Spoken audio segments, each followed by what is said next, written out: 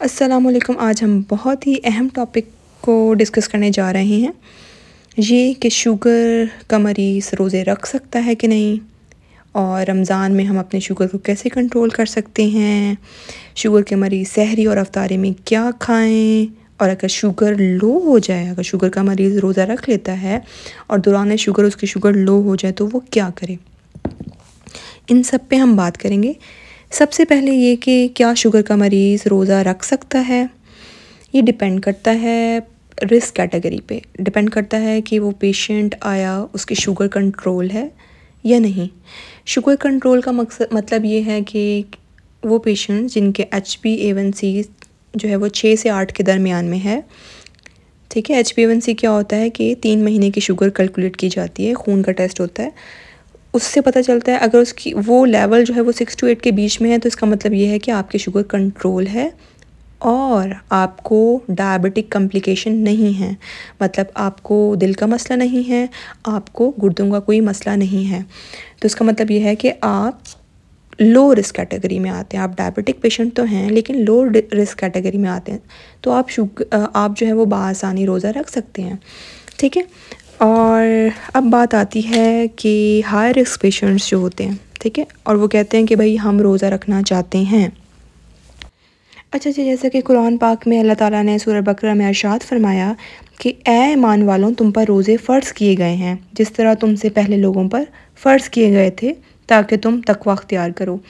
इस कुरान की आयत की रोशनी में अब जो हाई रिस्क पेशेंट्स होते हैं वो भी चाहते हैं कि वो रोज़ा रखें, तो उनके लिए मैंने कुछ पॉइंट्स बनाए हैं। 6 ऐसे पॉइंट्स हैं जिनको आपने समझना ज़रूरी है। ठीक है, फिर आप अपना तय कर सकते हैं कि आप रोज़ा रखें या ना रखें। ठीक है, सबसे पहला पॉइंट ये कि आप एक ट्रायल दें अपने आप को। ठीक है, आप पहला रोज़ा रखें, लेकिन उस रोज़े में आपने क्या क्या करना है। सबसे पहली चीज़ ये कि आपने अपने शुगर को मॉनिटर करना है। ठीक है, आपने अपने शुगर को चेक करना है। याद रहे कि शुगर चेक करने से रोज़ा नहीं टूटता। ठीक है, आप एक प्रिक करेंगे, सैंपल लेंगे अपना, ठीक है, और अपनी शुगर चेक करेंगे। अगर आपकी शुगर कंट्रोल है, आपकी शुगर जो है वो 250 के अंदर है और जो है ना आपकी 100 से नीचे शुगर आपकी नहीं गई है, ठीक है, तो आपको जो है ना वो कोई मसला नहीं है, आपकी शुगर ठीक है। आपने दिन में 3 दफ़ा अपनी शुगर कम अज़ कम भी रोज़े के दौरान चेक करनी है। ठीक है, ख़ास तौर पे असर के टाइम आपने लाजमी चेक करनी है, क्योंकि ज़्यादातर पेशेंट्स उसी टाइम पे कोलैप्स करते हैं, क्योंकि उस तकरीबन रोज़ा ख़त्म होने के करीब होता है और वो बहुत ज़्यादा उनकी शुगर लो हो जाती है। ठीक है, आपको ये एक पॉइंट हो गया, मॉनिटरिंग करनी है आपने शुगर की। दूसरा ये कि आपको पता होना चाहिए कि हाइपोग्लाइसीमिया क्या है, इसकी क्या अलामात हैं।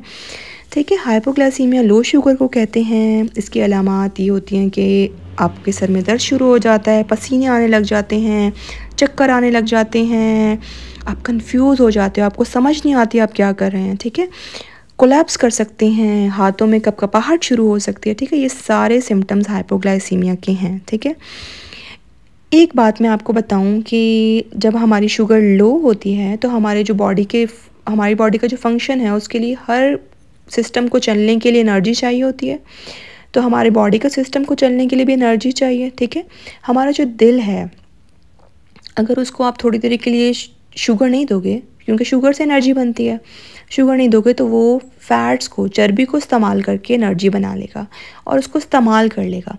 लेकिन जो हमारा दिमाग है, हमारा जो ब्रेन है, उसको 24 आवर्स जो है ना वो शुगर चाहिए। अगर आप 1 सेकंड के लिए भी उसको शुगर नहीं दोगे तो उस सिम्टम्स आना शुरू हो जाएंगे। यही वजह है कि जिनकी शुगर लो होती है तो उनको सबसे पहले ब्रेन के सिम्टम्स आते हैं, हेडेक होता है और जो कपकपाहट शुरू हो जाती है, कंफ्यूज हो जाता है वो बंदा, कोलैप्स कर जाता है। ठीक है, तो आपको पता होना चाहिए इन सिम्टम्स का। ठीक है, अब मैं एक पॉइंट यहीं पे ऐड कर दूं कि अगर दौराने जो है वो रोज़ा आपको ये सिम्टम्स आते हैं तो आप या आपके साथ जो भी आपके लवाहिकीन हैं वो आपके रोज़े को ख़त्म कर दें। कैसे ख़त्म करेंगे? खजूर के साथ या कुछ भी आपको मीठा दे के आपको पानी पिलाएं और आपकी शुगर को दोबारा नॉर्मल पिलाएं। 15 से 20 मिनट के बाद शुगर को चेक करें, अगर शुगर ठीक हो जाती है, 100 से ऊपर हो जाती है, तो आप जो है ना वो कॉम्प्लिकेशन से बच गए हैं, ठीक है। लेकिन याद रहे कि शुगर लो होने की वजह से हार्ट अटैक और स्ट्रोक, फालिज का अटैक हो सकता है, ठीक है। किडनी पे इसका बुरा असर पड़ सकता है। तो आपको इसको बिल्कुल लाइट नहीं लेना है कि आपकी शुगर लो हो गई तो चलो कोई बात नहीं, खैर है, नहीं, आपने बहुत ज़्यादा मॉनिटर करना है, ख्याल रखना है अपना, ठीक है। दूसरी चीज़, आपको हाइपरग्लाइसीमिया का भी मालूम होना चाहिए कि हाइपरग्लाइसीमिया क्या होता है। अगर आपकी शुगर अच्छा जी, अगर आपकी शुगर जो है वो 200 से ज़्यादा है तो आपको हाइपरग्लाइसीमिया में आते हैं, लेकिन 200 से 250 के दरमियान में जो है वो इतना मसला नहीं होता, ठीक है। लेकिन जब आपकी शुगर 300 से ऊपर जाती है और 400 से ऊपर, 450 से ऊपर जाती है तो कॉम्प्लिकेशन स्टार्ट हो जाती हैं, ठीक है। ज़्यादा शुगर होने के जो सबसे ज़्यादा कॉम्प्लिकेशन जो है वो है डायबिटिक कीटोएसिडोसिस। इसमें ये होता है कि आपकी जो बॉडी होती है वो फैट्स को और प्रोटीन्स को यूज़ करके जो है वो आपको एनर्जी प्रोवाइड कर रही होती है, जिसकी वजह से बहुत ज़्यादा कीटोन्स आपकी बॉडी में बनना शुरू हो जाते हैं, जो आपके ब्रेन के लिए और बॉडी के लिए बहुत ज़्यादा नुकसानदेह होते हैं, ठीक है। अगर ये कॉम्प्लिकेशन हो जाती है, सूरत में आपकी शुगर कंट्रोल किसी सूरत में हो ही नहीं रही होती, तो आपको हॉस्पिटल में एडमिट होना पड़ता है। इंसुलिन की ड्रिप्स के थ्रू आपकी शुगर को कंट्रोल किया जाता है। तो आप इसको भी लाइट ना लें कि भाई हम शुगर का मरीज़ हैं तो कोई बात नहीं, हमारी शुगर लो ना हो जाए, हम सैरी के दौरान बहुत ज़्यादा खा लिया आपने, ठीक है, तो उसकी वजह से आपकी शुगर ज़्यादा हो सकती है, ठीक है। तो आपने हाइपरग्लाइसीमिया को भी ज़हन में रखना है, ना आपकी शुगर लो होनी चाहिए, ना आपकी शुगर हद से ज़्यादा होनी चाहिए।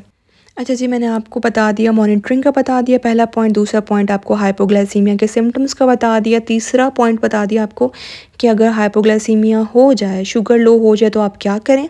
चौथा पॉइंट आपको बता दिया कि हाइपरग्लाइसीमिया क्या होता है, ठीक है, इसके बारे में आपको मालूम होना ज़रूरी है। पाँचवा पॉइंट ये है कि दौरान रोज़ा आप अपनी एक्टिविटी को बिल्कुल कम रखें, ठीक है। कोशिश करें कि आप घर में रहें, आप ज़्यादा सूरज की रोशनी में कम से कम जाएं और आप जो है वो बहुत ज़्यादा एक्टिविटी नहीं करें, ठीक है। एक चीज़ मैं आपको बताऊं, वॉक करने से ये होता है, नॉर्मली हमारी बॉडी में, हमारे जिस्म में, खून से जो हमारे जिस्म में जो शुगर होती है वो इंसुलिन भेजता है, लेकिन शुगर के मरीज़ में इंसुलिन नहीं होती, कम होती है, तो उनको इंसुलिन चाहिए होती है। लेकिन अब यहाँ बात यह है कि जब हम वॉक करते हैं तो during physical activity, during walking, हमारे जो है वो ब्लड में से जो शुगर है वो विदाउट इंसुलिन हमारे सेल्स में जाना शुरू हो जाती है, हमारे जिस्म को प्रोवाइड होना शुरू हो जाती है। तो एक लिहाज से तो वॉक करना अच्छा है, लेकिन अगर आप रोज़े के दौरान आप हद से ज़्यादा वॉक करेंगे, बहुत ज़्यादा एक्टिविटी करेंगे तो आपकी शुगर लो हो जाएगी, और आपके जब खून में शुगर लो होगी तो आपको सिम्टम स्टार्ट हो जाएंगे। तो आपने बहुत ज़्यादा एक्टिविटी नहीं करनी है, लेकिन आपने कम करनी है, ठीक है।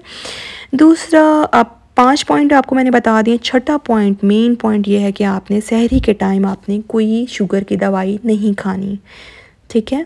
ये 6 पॉइंट्स अपने जहन में रखने हैं। मैं ये पॉइंट्स हाई रिस्क पेशेंट्स के लिए हैं, उन पेशेंट्स के लिए जो रोज़ा रखना चाहते हैं और अपने आप को एक ट्रायल देना चाहते हैं कि वो रोज़ा रख सकें, ठीक है। अब हम बात करते हैं कि सहरी के टाइम शुगर का मरीज़ क्या खाए। नो कैफ़ीन ड्रिंक, नो चाय, नो कोला, कोई ऐसी ड्रिंक ना लें जिससे आपकी कैफ़ीन बढ़े, क्योंकि कैफ़ीन क्या करती है कि कैफ़ीन आपके किडनीज़ पे असर करती है और आपको यूरिन ज़्यादा आता है, जिसे कहते हैं पॉलीयूरिया, और पॉलीयूरिया की वजह से आप डिहाइड्रेटेड हो जाएंगे, डिहाइड्रेशन की वजह से आप कोलैप्स कर सकते हैं, ठीक है। दूसरा है कि आपने वो ग़िज़ा खानी है, आपने सहरी के टाइम आपने वो खुराक खानी है जो देर से हज़म हो, ठीक है। मैं आपको कुछ एग्जांपल्स दे देती हूँ, ठीक है। मिसाल के तौर पे आपने ओट्स का दलिया ले लिया, ठीक है, वो देर से हज़म होता है। दही देर से हज़म होती है, दूध देर से हज़म होता है, ठीक है। मल्टीग्रेन्स ले लें आप, मिक्स दालें ले लें, ठीक है। चिकन, मल्टीग्रेन्स की ब्रेड भी आती है, आप वो इस्तेमाल कर लें, चिकन इस्तेमाल कर सकते हैं आप, ठीक है।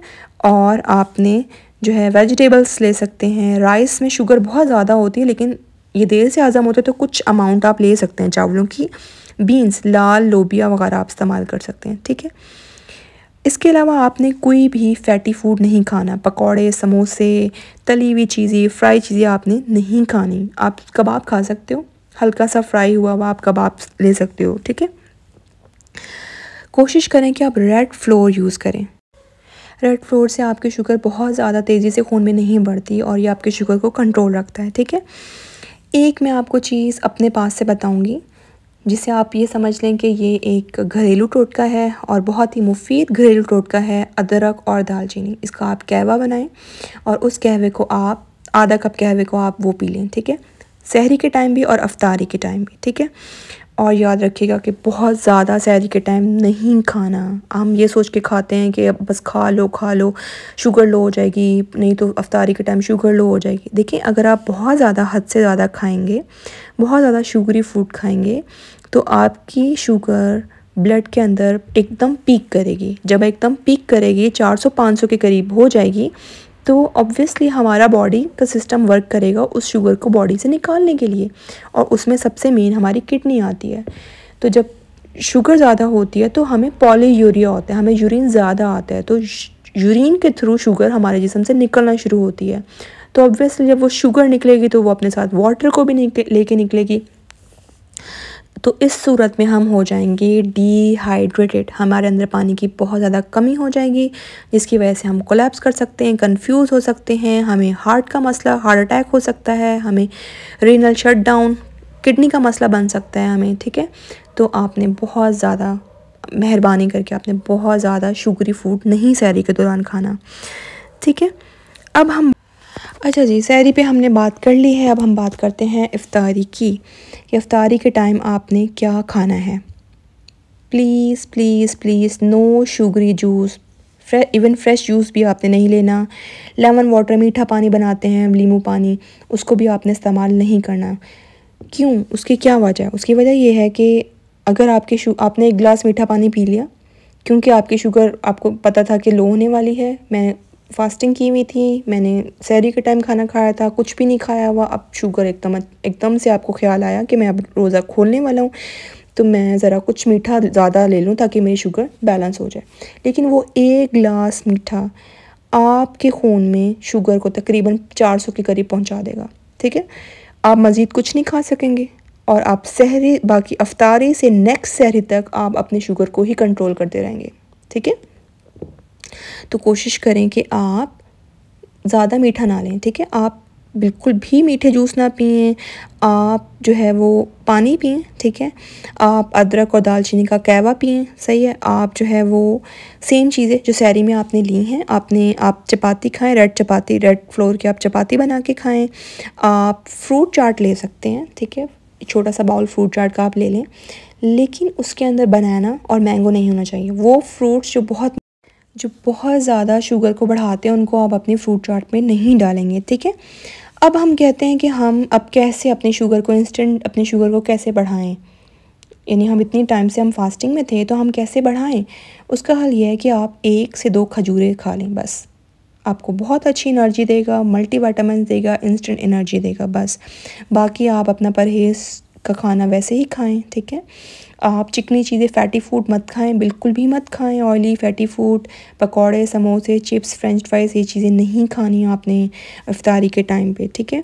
आप कोशिश करें कि आप रेड फ्लोर की जो है वो चपाती इस्तेमाल करें, सब्ज़ी खाएं, पल्सेस खा सकते हैं आप, और पानी ज़्यादा पिएं, ठीक है। और जो है कोशिश करनी है आपने कि आप नेक्स्ट सहरी तक, अफ्तारी से सहरी तक के दरमियान में आपने अपने आप को हाइड्रेटेड रखना है। आप पानी का इस्तेमाल ज़्यादा से ज़्यादा लें, लिक्विड ज़्यादा से ज़्यादा लें, लेकिन चाय नहीं पीनी। चाय भी लिक्विड है लेकिन उसमें कैफ़ीन है, वो आपको डिहाइड्रेट कर देगा, वो पॉलीयूरिया करेगा, यूरिन ज़्यादा आएगा आपको, जिसकी वजह से आप में पानी की बजाय ज़्यादती की कमी हो जाएगी, ठीक है। और कहवा ले लें आप, अदरक और दालचीनी का थोड़ा सा, बहुत ज़्यादा भी इस्तेमाल ना करें क्योंकि ज़्यादा इस्तेमाल करने की वजह से गर्मी हो जाती है, ठीक है। लेकिन ये बहुत ज़्यादा मुफीद है, बहुत ज़्यादा फ़ायदेमंद है, इसके बहुत ज़्यादा फ़वाइद हैं। ये आपके ब्लड शुगर को, अदरक बहुत बहुत अच्छी चीज़ है, कंट्रोल रखती है, ठीक है।